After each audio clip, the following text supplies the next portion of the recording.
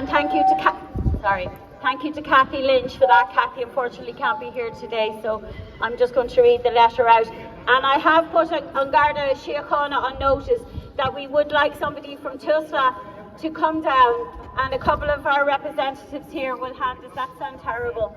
Is that awful? A couple of our representatives here will hand the letter to some of the Tusla officials that have been asked to come down. Not only that, we have also sent a registered letter. Sometimes letters get lost. Secondly, we're going to have, Ciara is going to explain the second format of the day, and this is a participation for everybody here, and we're hoping people are going to get involved in this and get behind it. So, without further ado, to the leadership of Tusla and to Pat Rabbit, Chairperson, we write to you today as a group of deeply concerned citizens and parents, professionals, community members. We believe that the children of Ireland deserve better. We stand together outside your headquarters, not as adversaries, but as the voice for the voiceless, for the vulnerable children and the families whom Tusla have a statutory duty to protect. We are horrified by the mounting evidence of systematic failures, negligence and cover-ups within your agency. Recent reports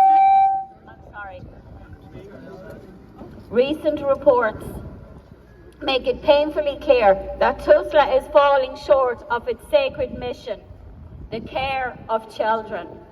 And that is not a question of isolated mistakes, but institutional breakdown. Here are just some of the most scandalous and urgent issues. Delays in safeguarding referrals. A HIQA inspection found that in North County Dublin, Tusla took more than 6 months to act on a safeguarding risk identified in some cases.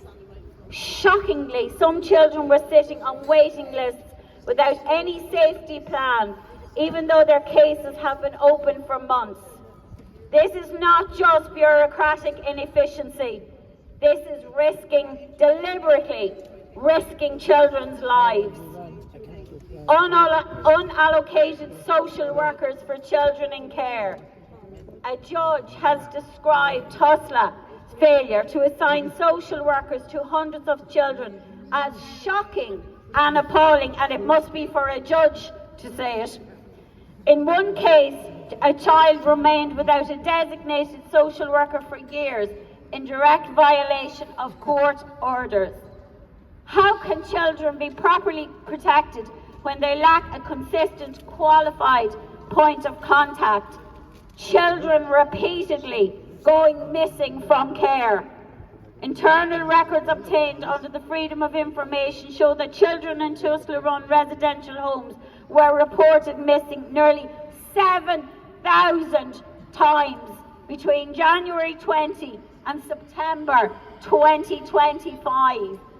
Disturbingly, one child was reported, hold on to your hands, 274 times in one single year. Shame on them. Shame on them. You'll be interested to hear Tusla's response. The most short absences, failure to acknowledging the underlying trauma and systematic instability, staff burnout and capacity crisis. An internal Tusla review in Donegal found that social workers are suffering from intractable staffing problems, burnout and overwhelming workloads, delaying the critical assessment of abuse or neglect. These are not, and they'll keep telling us, but these are not administrative issues. They are moral failures. When the staff are overworked and under-supported, the safety of the children is unduly compromised. Data protection catastrophes. Since 2019, Tusla has recorded over 2,000 personal data breaches, many involving extremely sensitive information about children. Some breaches were deemed high risk, exposing vulnerable children and their families to real harm, even potentially to the people who may wish to do them harm. This is not a technical failure. This is a betrayal of our trust. We understand that Tusla operates under difficult and resource-constrained circumstances, but these repeated failures cannot simply be blamed on the lack of funding or staffing. This is what they're going to tell us again and again. We must insist on real accountability, and that's why we're here today, and that's why we're going to keep coming back for real accountability. We do not need reform. We need this institution to be disbanded and reformed. There is no saving this institution at this stage. There is no saving it. And this is intentional, ladies and gentlemen, to destabilise families and to destroy the moral fibre of our society and to destroy the most vulnerable in our society. This is not just some structural failure. This is deliberate. This is deliberate. And therefore, we're not asking. There's nobody here asking today. We demand an independent public inquiry into Tusla's failures, especially regarding the so-called missing children. There's no such thing as a missing child. That child is somewhere. There is no such thing as a missing child. A transparent and practical plan within clear timelines to reduce delays in screening referrals. A well-resourced recruitment and retention strategy, including mental health support to prevent burnout. Stronger data protection. Where is all this data going? O'Gorman, where are the files? Where are the files, O'Gorman? Why has Roger O'Gorman lost these files? A public apology and reparation action for the children in particular and for the families who have been let down. We stand here today, our voices will be heard for the children of Ireland who cannot speak for themselves. We will not forget them, and there has been many empty promises over the years, and I understand that there has been brilliant people bringing this to the fore for a long time. But the tide has turned, and what Ireland experienced in the 50s and the 60s, this is only a posher version. This is only a posher version of the trafficking of the children in the collusion, with the collusion of the church and the state, and of course the criminal courts in the 1950s and the 60s. Now we have these dystopian buildings. The buildings have changed, but the heinous acts have not. So now we have asked Garda Síochána, is there a representative from Tusla coming down until we hand in the letter? And if we have a couple of people that would like to go and hand in the letter, they're more than welcome to take this letter, Dee. And we're going to hand in this letter. And just to be sure, as I said, there is a letter in the post to them as well. So if a couple of people want to hand in this letter.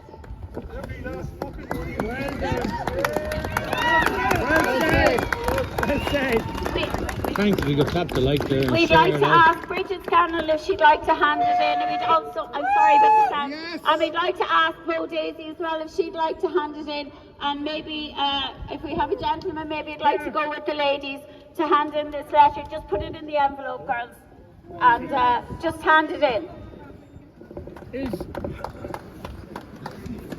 Thanks, Pauline, for the moderation. If you could just tap the like and share it out. On the hearing watch trafficking list, just to let you know. They've been trafficking Irish since the 1800s.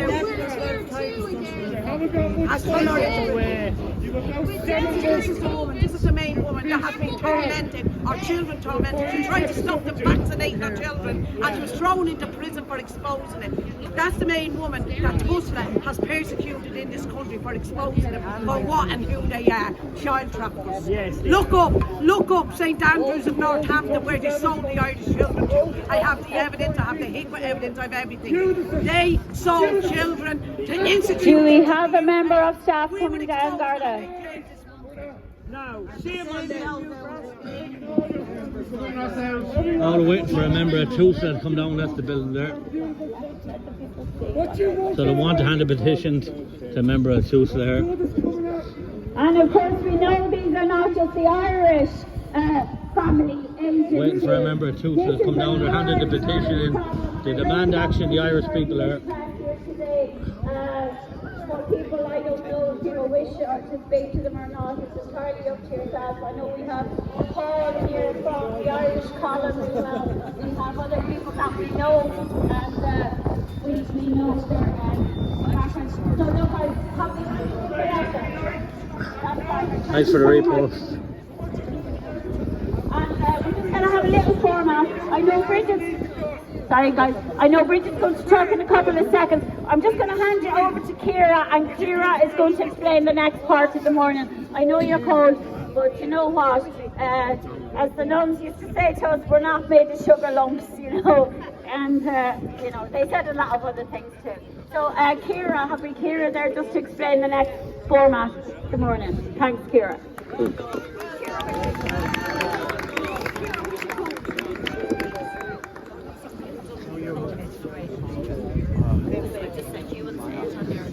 Let's just get beside you there so we can get Ciara in. You know, she's going to do a little speech there. Hi everybody. First and foremost, I'd just like to say this is not an attack on all Tusla staff. There are good people working in there. There are people that have good hearts. There are people that are stuck between a rock and a hard place. To these people, I'd like to say, stand up, speak out, and tell us what you know. Yeah. We are all at the start. We are at the starting stages of something here. This is not going to go away.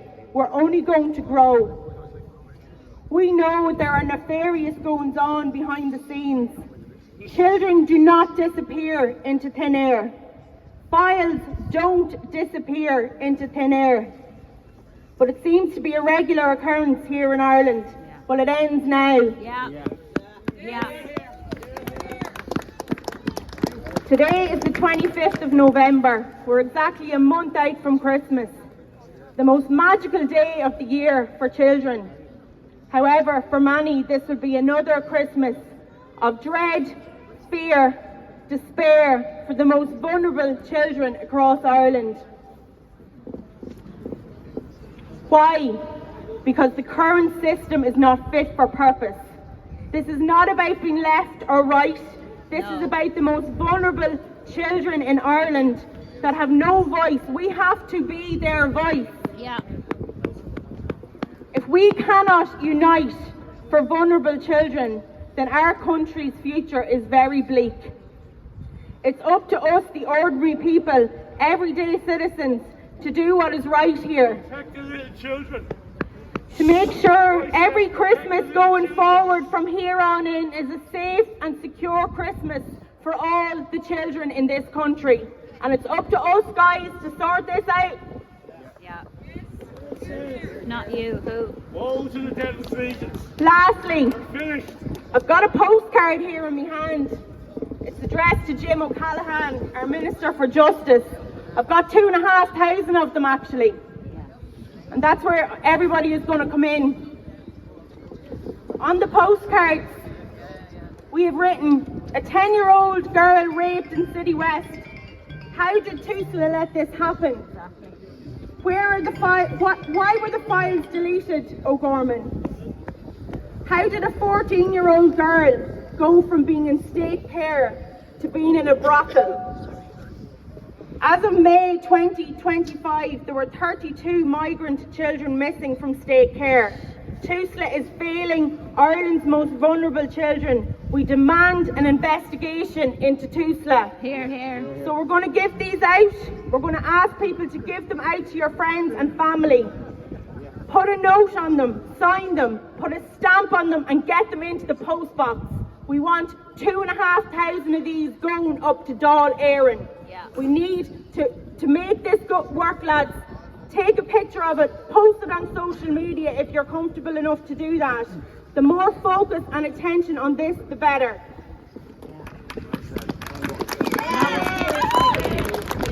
We're demanding an investigation into Tusla. We're only at the starting stages and we're not going to stop until we get some answers. Thanks very much.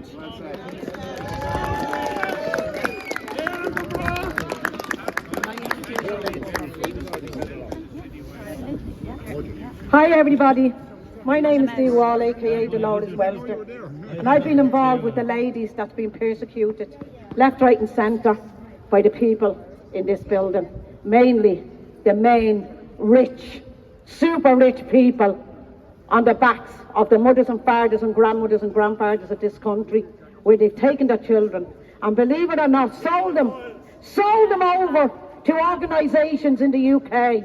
And I proved this back in 2019, where I was persecuted, dragged, arrested, you name it, for exposing this.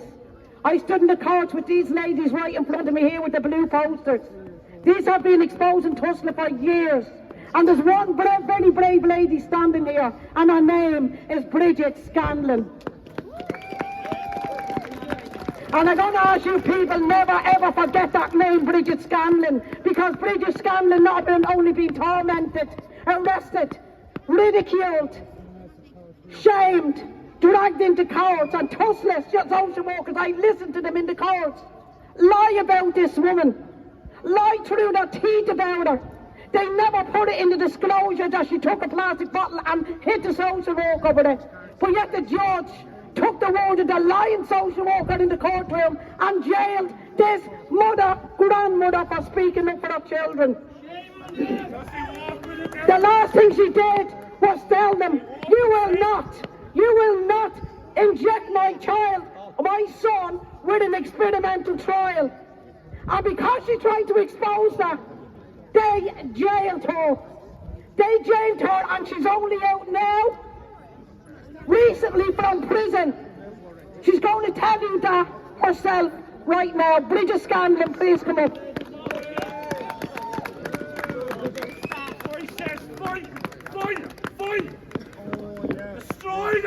My name is Bridget Scandlin. I've been fighting Tusla for over 30 years. Started with my own family, then they started targeting me for my own family. I just want to make people aware that the children that's in care, Tusla are trafficking them to other countries. My own child was a subject of that. She was sent over to England. She was raped and abused over there. Then they tried to send another one over to Nebraska. So they're trafficking children all over the world. Tusla, in my opinion, child trafficking agency. They have jailed many of us. I've been jailed over the last 10, 15 years over speaking out against Tusla for different things. They're using the children that they have in care for the experimental vaccines that they're using. And we're not hearing anything about any of them kids dying or anything else.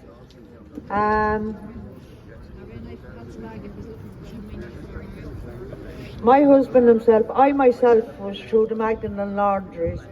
My husband himself was through Father Brendan Smith up in Belfast. He was sexually abused by him. Anybody that has been abused by Tusla, or by anybody that's in the care of Tusla, have never been prosecuted. They still today walk the streets. And the children, most of them, ended up in mental hospitals or sent away to other countries. I in the end got my own child back after doing my jail sentence. He was home before I was, but they still gave him the vaccine. I don't really know what else to say today, other than The children want to go home. The children have no voices in the courts. The gal speaks on the social workers' behalf. The gals, the social workers and the judges don't give a care for the children that's in care. It's a money-making organisation. For every child that goes into care, they get, I forget how much money they get, but then if they're fostered out, they get extra money for that. There's not a whole lot I can think at this. They've imprisoned that mother over in England, brought her to England. Oh, Harry. Nicole Fox was another mother that was jailed over her son for wanting to bring Harry home. He was sent to his abusive father over in England. There's Angela Ray now at this moment is up in court. Her court was put back until next week. She was exposing the fact that her son had no voice. Now all of us is here today is because of our children not having voices in care. I have grandchildren that's in care. One of them was vaccinated. Now he's handicapped from the vaccine. The vaccine has damaged him. He's 7 years old, but Tusla will continue vaccinating the children in care. Please stand up and fight for the children in care. They have no voices. Us as mothers can handle ourselves, but the children can't. They need you to stand up and fight for them. They have no one else. Bridget Scandlin here. Thank you. You know, we're talking about all these so-called brilliant people in the Dáil, and I saw many fine dining this week, but I can honestly tell you in the years that we've been doing this with Wake Up Éireann as ourselves and along with other groups, these are the cream of the crop. These women here and the men, these are the cream of Ireland, and I want to let the Garda Síochána know, when you're calling them names and when you're going to City West and places like that and bringing these people to the ground with pepper spray and with this and with that, and RTE is the virus. When you're denigrating these people, these are the cream of Ireland, I can tell you, and these are the women of Ireland. And the women of Ireland are saying no. Because you know what? Enough is enough is enough. Bridget is absolutely correct.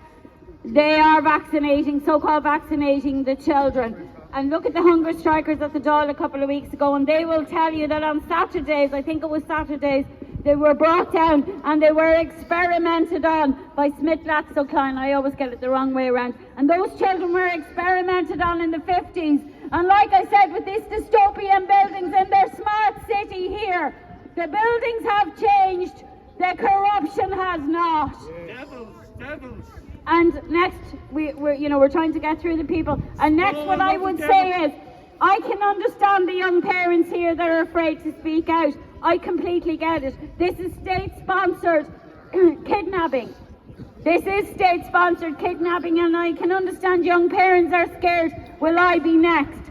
But there's a generation, my generation, whose children have well grown. And I am appealing to that generation now. Please come out and step up. You have nothing to lose. Your children are not, sometimes at my kids' age, maybe we could put them in care for a while. Only joking. So, my generation now, you're walking around a little bit headless chickens because you don't know what's going on a lot of the time, or some of the time, or all of the time. So I'm asking my generation now to step up. Maybe let the younger parents step back a little, because they are scared and they're genuinely scared and they have valid reasons to be scared. So just from a grandparent's point of view, I'm just going to ask Peadar, who